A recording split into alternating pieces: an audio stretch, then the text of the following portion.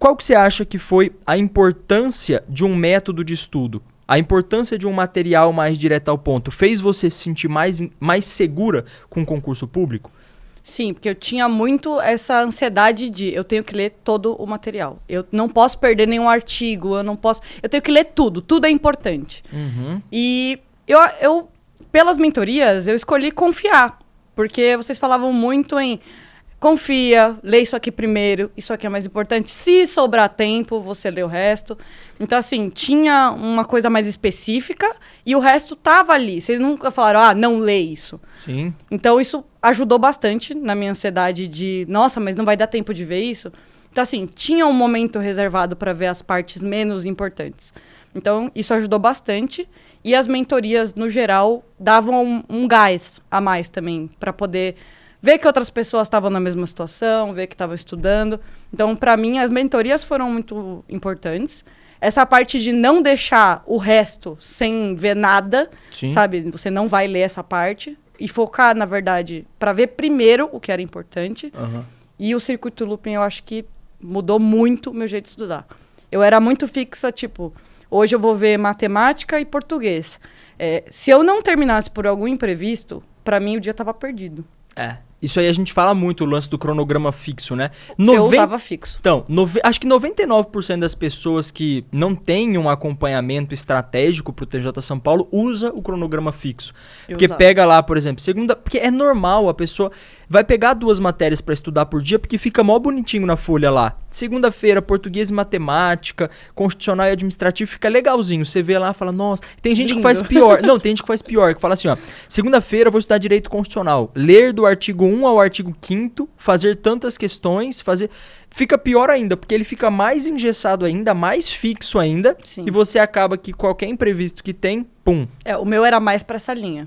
Então, você tentava deixar ele muito fixo. Muito fixo. Eu gosto de estabilidade, eu gosto de organização. Então, pra mim, quanto mais claro tivesse o que eu tinha que estudar naquela hora, melhor na minha cabeça. Sim, dá um conforto, né? Dá muito conforto. Tipo, nossa, vai dar tempo de fazer tudo. Total.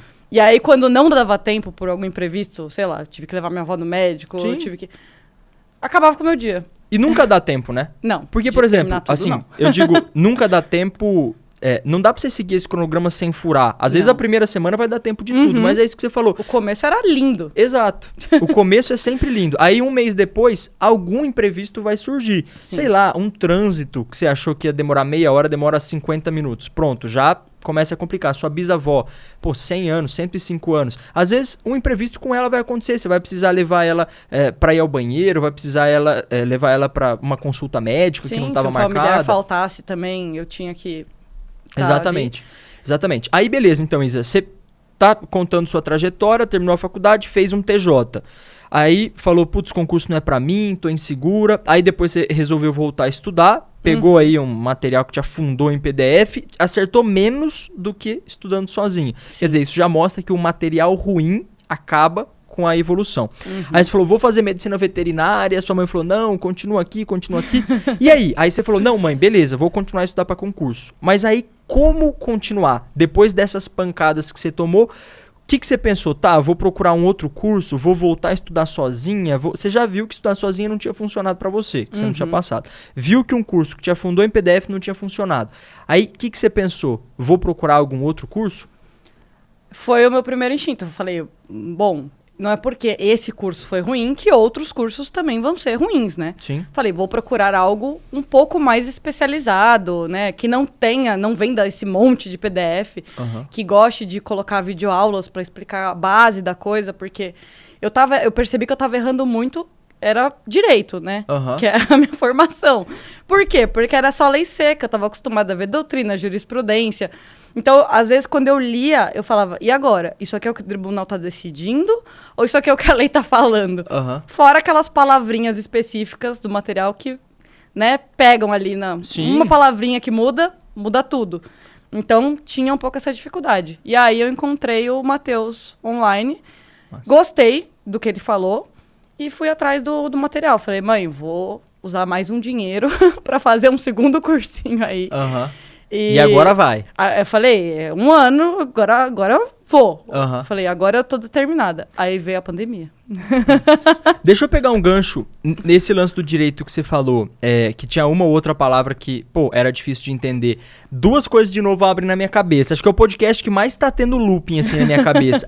Quem é formado em direito tem muita facilidade em direito no TJ. Mentira. Mentira, né? Porque você falou que era a matéria que você mais teve dificuldade. Porque era a matéria que era mais decoreba. Não tem nada a ver com o que você aprende na faculdade. Pouquíssimo a ver. Uhum. Você tem noção de algumas palavras mais do juridiquês. Sim. Isso ajuda, claro que ajuda. Sim. Mas o TJ não cobra tanto juridiquês. Total. Uma pessoa, tanto que é um concurso de ensino médio. Se uma pessoa senta ali, entende o que ela tá vendo e decora as palavras certas, entende a palavra certa, ela vai acertar a questão. Esse é o jogo, né? Decorar e entender a palavra certa, não tudo. Por isso que quando a gente colocou na apostila esses grifos em algumas palavras que sempre caem, a galera começou a gabaritar direito. Uhum. E deixa eu te perguntar outro ponto. Você falou de videoaula. Qual que você acha que é a importância de videoaula e PDF? Por exemplo, quando é que uma pessoa precisa estudar mais por videoaula? Quando é que a pessoa precisa estudar mais por PDF? Eu sei que tem uma característica individual de cada um ali, de preferir um, preferir outro. Mas qual que você acha que é a importância da videoaula e a importância do PDF ali? Fala um pouco sobre isso, sobre videoaula e PDF. Bom, no português, eu já tinha uma boa base e gostava do português na escola. Então, era uma matéria que eu tinha mais facilidade. Tá. Eu peguei as videoaulas de matérias específicas que eu não tinha, no português não tinha tanta facilidade assim, e que poderia me garantir umas questõezinhas a mais. Por exemplo, interpretação de texto era uma coisa que eu ia bem. Mas muitas regrinhas do português, às vezes, é uma coisa mais decoreba, eu acabo esquecendo. Tá. Então, isso eu via um pouco de videoaula no que eu tinha mais dificuldade, ou que tinha muita regrinha, porque o Marquinhos, ele facilita muito para você decorar essas regrinhas, né? Ele faz algum esqueminha, bota cor, etc. Então, foi muito bom para eu conseguir decorar algumas regrinhas que estavam faltando, mas como eu já ia bem na matéria, eu não assisti todas as videoaulas. Eu fui muito para questões, porque Legal. a banca tende a repetir muito o padrão de questão. Isso é legal. Então, o lance da videoaula que você percebe é construção de base. Então, Sim. o aluno ou quem está estudando para concurso, se precisa de base, videoaula pode ser interessante. Se já está mais evoluída naquele tema, talvez fazer questões ou fazer a leitura de um PDF, de uma apostila. Sim, eu acho que a leitura do PDF, principalmente para o direito, Tá. foi o que subiu a minha nota no direito e me aprovou. Tá. Apesar de a minha pior matéria ter sido direito. Aham. Mas subiu bastante, porque de 70 para 86, acho que foi a minha nota, Caramba. foram questões de direito. Caramba, não não foram questões de outra matéria. Então não, foi uma violento. boa evolução. Violenta evolução. 16 questões no TJ é violentíssima evolução. Exato, e era tudo no direito. Massa. Então, beleza, entendi aqui. Matérias básicas, para quem não tem base. Estudar pela videoaula, direito, fazer a leitura da apostila. Vamos... você acabou de falar aí que você passou no TJ São Paulo, 86%. E que pé que tá? Você foi aprovada nesse concurso na primeira fase? Já passou na segunda fase? Tá nomeada? Como é que tá aí a sua situação no TJ São Paulo? Já fiz a digitação, tava com bastante medo da digitação. Fala um pouco sobre a digitação também. Ansiosa porque eu não sabia exatamente como seria uma prova de digitação, nunca tinha passado. Os simulados da plataforma ajudaram bastante. Porque Tranquiliza, né? Tranquiliza muito. Porque eu vi que eu tava conseguindo acertar bem e tava sobrando um tempo. Minha meta era digitar tudo que eu tenho para digitar, sem ficar procurando correção antes, e depois fazer a releitura do texto e corrigir o que eu tivesse que corrigir. Dei prioridade para não pular linha. Tá. Eles deixam dobrar a folha, etc. Eu não sabia se eles iam deixar, então eu treinei dobrada, treinei desdobrada, treinei com régua, treinei sem régua. Tá. No fim das contas, eu fiz sem régua, desdobrada mesmo. Deu tudo certo, mas você chegar, acho que o psicológico, eu entrei na terapia.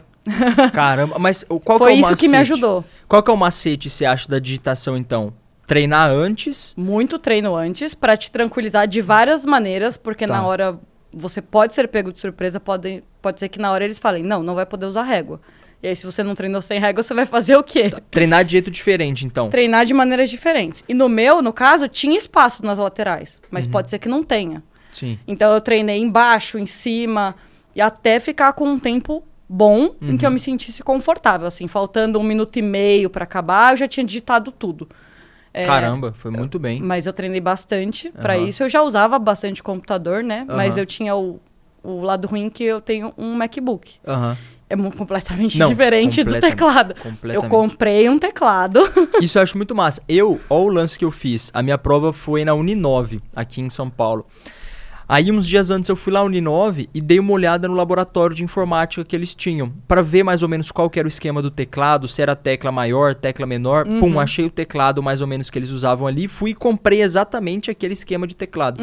E comecei a treinar. Então, eu vejo uma galera treinando em notebook pra prova de digitação. Não recomendo. Mó furada, porque a tecla é pequenininha. Sim. E assim, independente da tecla ser grande ou pequena, eu acho que é uma coisa que na hora dá pra você adaptar. O que não dá pra adaptar é digitar no notebook. Realmente não... Sem chance. Mas esteja preparado psicologicamente pro teclado não ser exatamente aquele que você tem. Total. Isso é importantíssimo. Total. Eu acho que o que pega na digitação é o psicológico. Você tem que chegar tranquilo. Por isso que a gente faz... Inclusive, todo mundo que é aluno do TJ da Brabo tem acesso ao curso completo de digitação e essas aulas. Porque acho que o que pega é o psicológico. A pessoa chegar tranquila, ela passa. Inclusive, eu estava conversando com o Renê de informática, sabe, professor?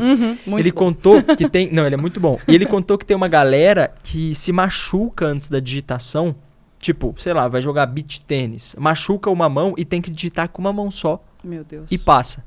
É. Então, quer dizer, a digitação em si, ela é um desafio, mas o desafio maior é a cabeça. Pra quem já digita, o desafio é a cabeça. Eu digitei catando milho assim, terminei, consegui revisar, passei tranquilo. O lance é organizar a cabeça. Psicologicamente, se você tá bem, você vai chegar e vai tirar de letra. O lance, pra quem tá estudando pro TJ, é se preparar pra primeira fase agora. Eu não recomendo estudar pra segunda fase, treinar a digitação agora. Depois que for aprovado, dá tempo de sobra entre a primeira e a segunda fase. Se liga, isso aqui que você acabou de assistir foi só um trechinho do Brabocast e o episódio completo ficou muito massa, tem muito conteúdo pra você. Eu deixei o link desse episódio completo fixado no primeiro comentário. Então, clica aqui no link, assiste o episódio completo e não esquece de deixar seu like e se inscrever no canal para continuar recebendo essas informações de qualidade para você que estuda para concurso público. Nos vemos no próximo episódio e tchau, tchau.